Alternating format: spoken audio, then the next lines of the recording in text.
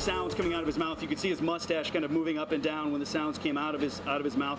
It was very difficult to know if he was feeling pain. He did not scream or writhe per se.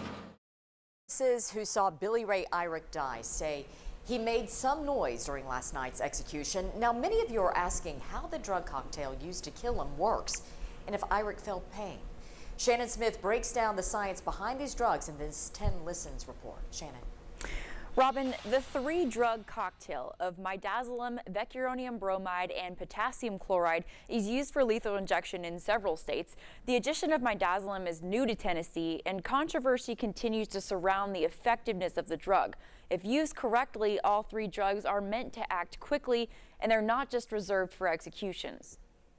Midazolam, vecuronium bromide, potassium chloride. They're drugs commonly used in hospitals and, in Tennessee, execution chambers. These drugs, when used in the proper setting at the proper doses, have helped a lot of patients. This is just a different setting, a different context. Pharmacist Josh Gass explains how this three-drug combination was used to kill death row inmate Billy Ray Irick in about 20 minutes Thursday night. Midazolam, a sedative, was used first.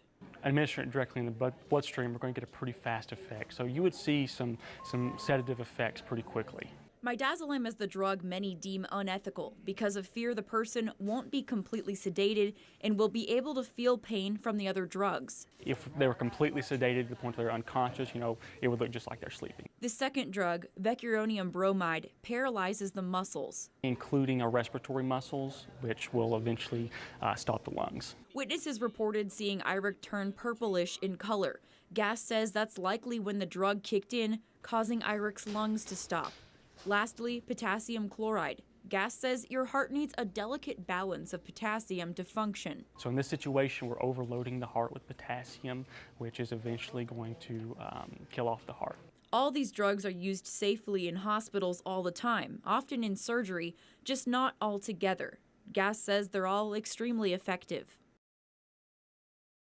Now, if the drugs worked properly, Irick would not have felt pain, and any noises or movement would have been under a sedative, but we'll never know if he was in physical pain. Robin? Shannon, thank you.